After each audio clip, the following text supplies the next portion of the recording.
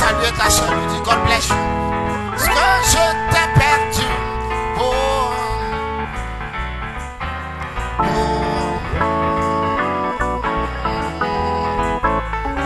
Alléluia, si Christ n'était pas mort, oh si Christ n'était, alléluia, si Christ n'était pas mort, oui, je serai toujours n'ayant pas de vie, si Christ n'était pas mort, oh hallelujah, if the same spirit that raised Christ from the dead was in you, oh, it was in you, hallelujah, if the same, oh, that raised Christ from the dead was in you, oh, it was in you, yeah, he shall quit your mortal body, oh, if the spirit, oh, dwells in you, oh, he shall quicken your mortal body, where if the spirit dwells in you, hallelujah, if the same spirit that raised Christ from the dead dwells in you, hallelujah.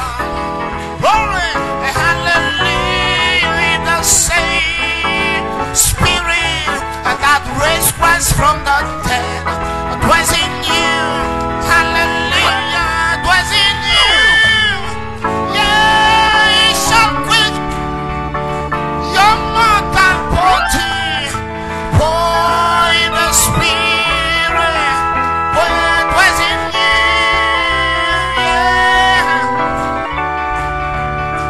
Your mortal body, glory, if the spirit, oh, dwells in, oh, glory be to God as company donné.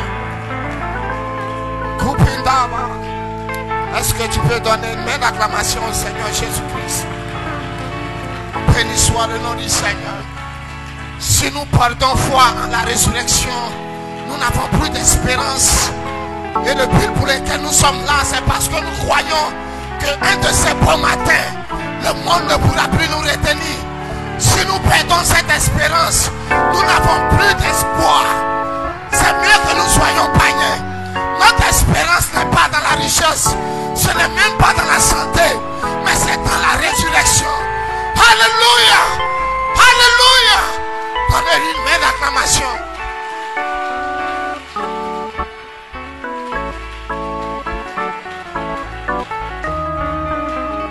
Glory, glory, glory.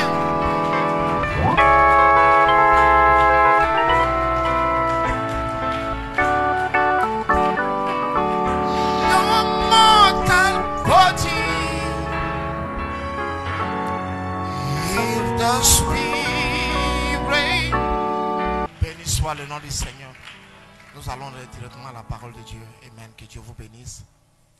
That there will be something take place that will be so Fais quelque unusual chose to ce a soir, Seigneur. regular Quelque service. chose se passe, Seigneur, That d'inhabituel, all that is in divine où ta presence présence might divine know puisse se that faire connaître. it's your presence.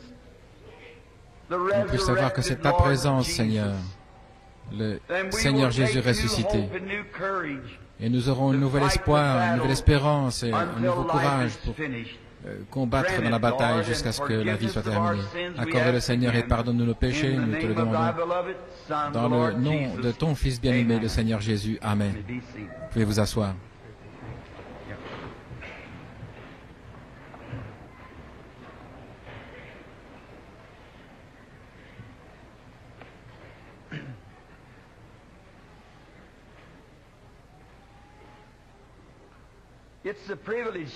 C'est un privilège d'être ici à nouveau ce soir pour vous prêcher à vous, chères personnes, dans le nom du Seigneur. Et je pense que notre micro ici n'est pas tout à fait How's C'est that? un peu tordu. Comment est-ce que ça va? This way? Comme ceci? Oh, I see. Ah, je vois. I'm a long ways from being a mechanic. Je suis loin d'être un mécano.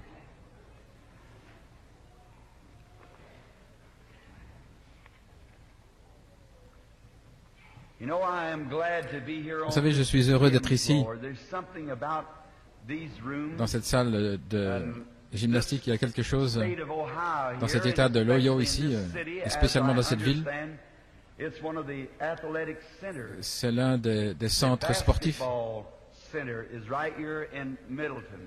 Le cercle de basketball est ici à Middletown. Et j'aime l'athlétisme. J'étais moi-même un athlète. J'étais un combattant professionnel, vous savez. J'avais l'habitude de venir dans ces salles où nous avions nos entraînements et nos combats. Et je n'ai jamais quitté le ring, mais c'est un autre ring. Je me bats contre l'ennemi, le diable, pour le chasser des âmes humaines ce soir. Et je demande votre aide alors qu'ensemble nous unissons nos cœurs et nos épaules pour presser le pas dans cette bataille. Car Dieu est avec nous. S'il est avec nous, qui sera contre nous? La grande étoile du matin est au-dessus de nous, la bannière de Christ, et nous devons conquérir. Ainsi, s'il y a des maladies ici ce soir, et les péchés, il y a des gens qui sont opprimés par le diable, et nous sommes les soldats de la croix. Pressons le pas dans la bataille alors que nous prions et que nous étudions sa parole. J'ai choisi comme écriture ce soir une écriture qu'on trouve dans Saint Matthieu, dans l'Évangile, au chapitre 17. Je désire lire une portion.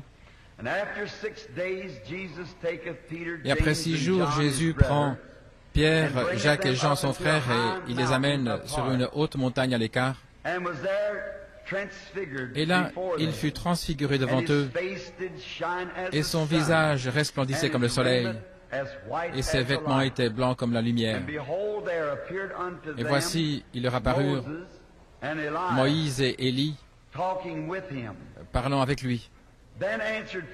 Alors Pierre répondit et dit à Jésus, « Seigneur, il est bon que nous soyons ici. Si tu veux, faisons ici 3 tabernacles, un pour toi, un pour Moïse et un pour Élie. » Mais alors qu'il parlait encore, voici, une nuée blanche les recouvrit, et une voix venant de la nuée dit, « Voici mon fils bien-aimé, en qui il me plaît de demeurer. Écoutez-le. »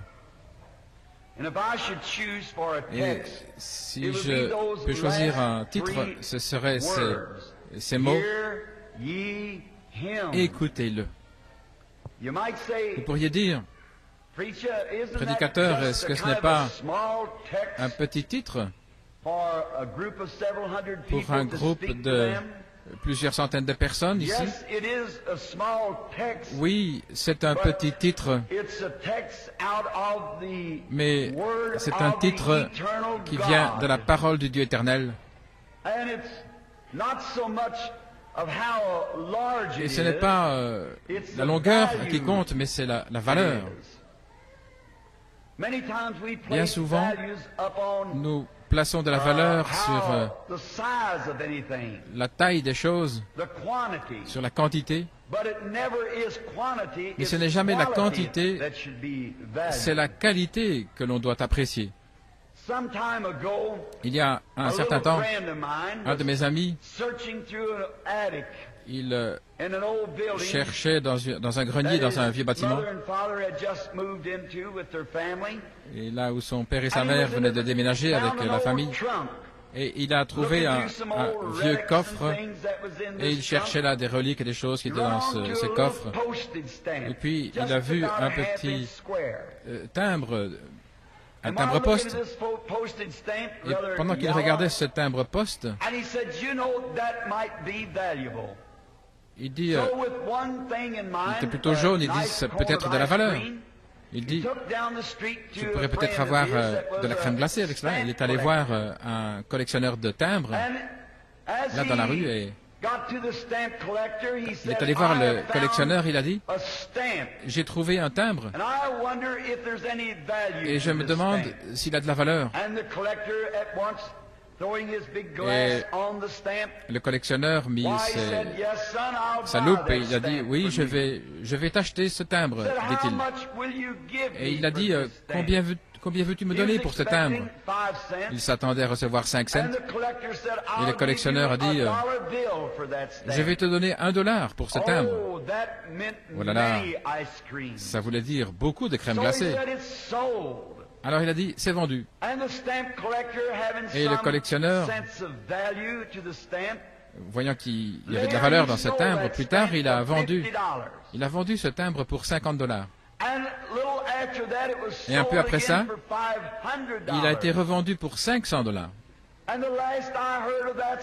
Et aux dernières nouvelles, j'ai entendu qu'il avait été vendu pour $250 000.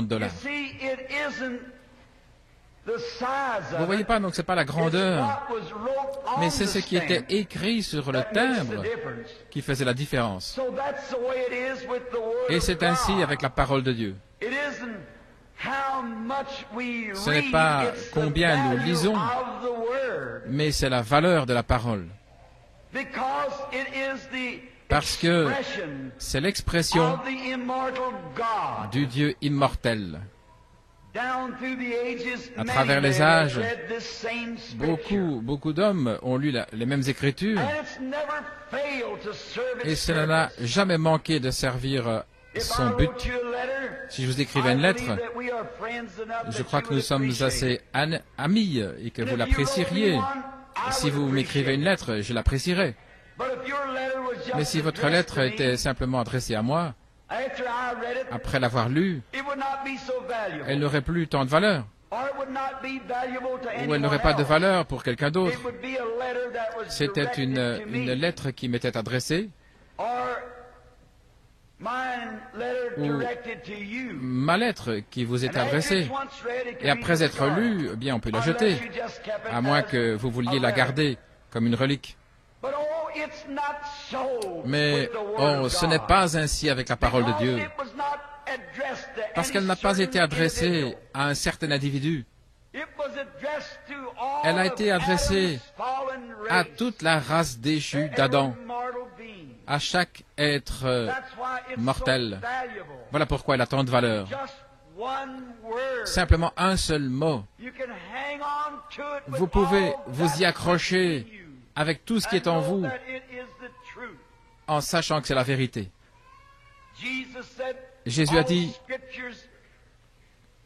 toutes les Écritures doivent s'accomplir. Il a dit, le ciel et la terre passeront, mais ma parole ne faillira jamais. Il y avait un vieil homme de couleur un jour qui disait, je préférais me tenir dans la parole de Dieu que dans le ciel.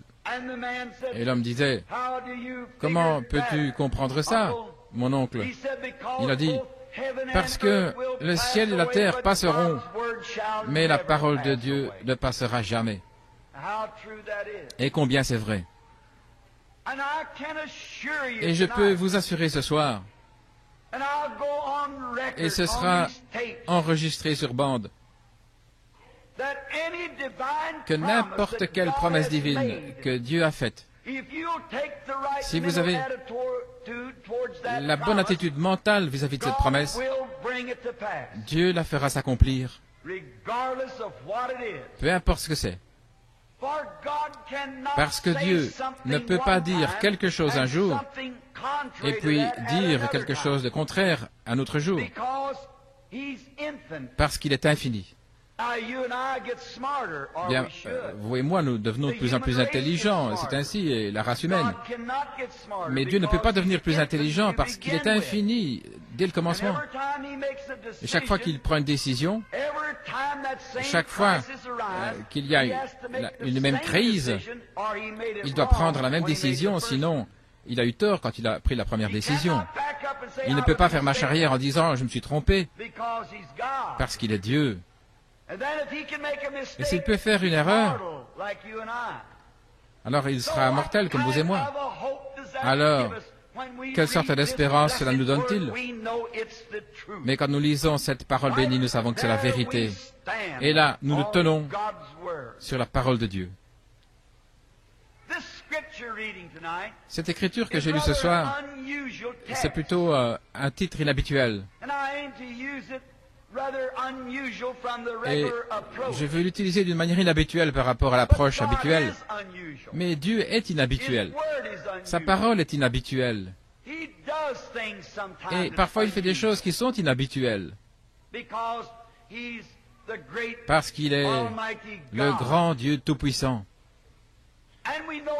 Et nous remarquons ici que c'était une telle expérience pour l'apôtre Pierre, que plus tard, lorsqu'il a fait référence à cette expérience, il l'a appelée la Sainte Montagne.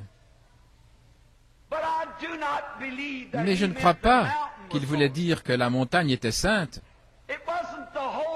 Ce n'était pas la Sainte Montagne, mais c'était le Dieu saint sur la montagne. Ce n'est pas une église sainte, c'est le Saint-Esprit dans l'église qui fait ce qu'elle est. Et ce n'est pas un homme saint, c'est le Saint-Esprit. Et nous voyons maintenant que notre Seigneur ne faisait jamais rien comme ça par hasard. Chaque mouvement qu'il faisait était ordonné par le Père. Et nous avançons simplement comme ça, au hasard.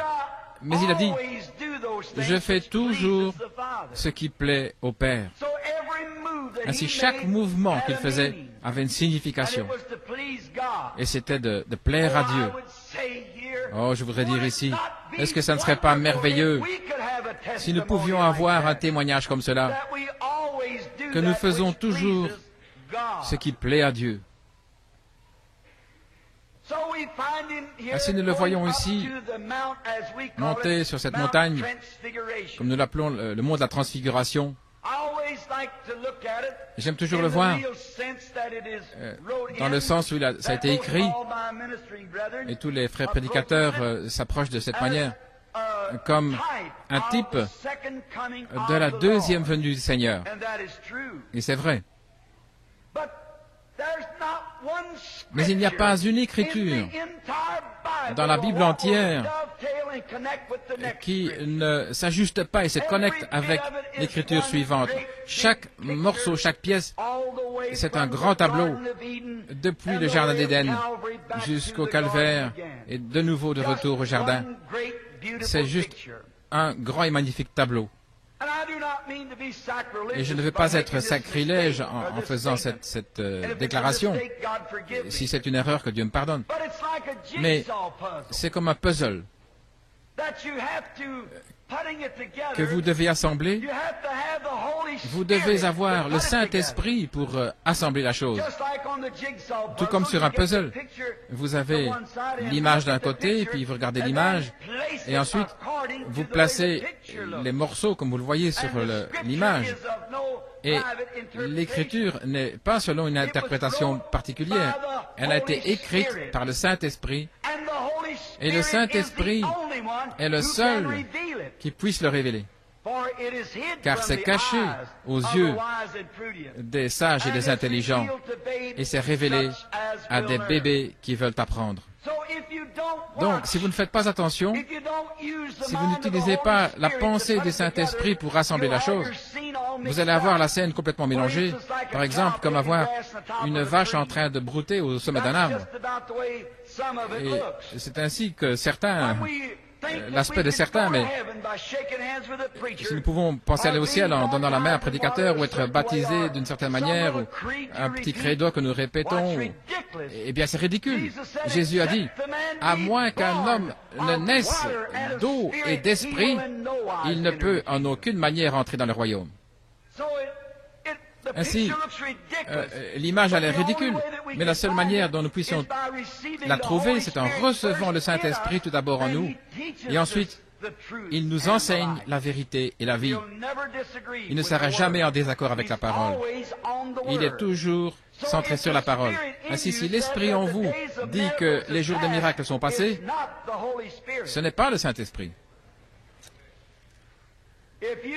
Si vous croyez que Jésus a changé dans les années qui passent, si cet esprit en vous dit cela, alors ce n'est pas le Saint-Esprit béni, parce qu'il témoigne de la parole. Et maintenant, alors que nous avançons avec notre scène, nous voyons que Jésus prend 3 hommes, Pierre, Jacques et Jean, et il était sur le point de faire quelque chose. Et quand Dieu fait quelque chose, il le fait toujours devant des témoins. Il ne le fait pas comme cela, n'importe comment. Non, non, il le fait avec un témoin. Et dans l'Ancien Testament et le Nouveau Testament également, 3, ce sont des témoins. Ainsi, il a pris Pierre, Jacques et Jean pour être témoins de ce que Dieu allait faire. J'ai souvent pensé, quand il est allé dans la maison de Jaïr pour ressusciter sa fille des morts, nous voyons qu'il a pris Pierre, Jacques et Jean, ces 3-là. Et peut-être que c'est simplement une pensée à moi comme cela, mais chacun d'eux représentait quelque chose. Pierre représentait la foi, et Jacques représentait l'espérance, et Jean représentait la charité. L'espérance, la foi et la charité. Ce sont les 3 dons les plus formidables. Et Dieu a manifesté ses œuvres à travers ces 3 grands dons. Et vous remarquez, là, sur la montagne, il y en a 3 qui sont venus du ciel pour témoigner, afin que, à la fois, le ciel et la terre sachent ce que Dieu était en train de faire. Sur la montagne, il y avait Moïse, Élie et Jésus. 3 êtres célestes pour observer ceci. Bien sûr, ça ne voulait pas dire, en représentant la deuxième venue, comme nous le voyons. Tout d'abord, ils ont relevé les yeux, ils ont vu Moïse et Élie, qui doivent revenir dans les derniers jours avant la venue du Seigneur, et l'enlèvement du reste de l'Église, les Juifs, les 3 ans et demi qui restent après la prophétie de Daniel pour Israël, après que l'Église soit enlevée. Mais ils ont regardé, ils ont vu Jésus seul ensuite. Mais ça signifiait quelque chose d'autre. Et c'est là où nous voulons centrer nos pensées maintenant. Dieu n'a jamais demandé à un homme de faire quelque chose à moins qu'il ne le fasse lui-même.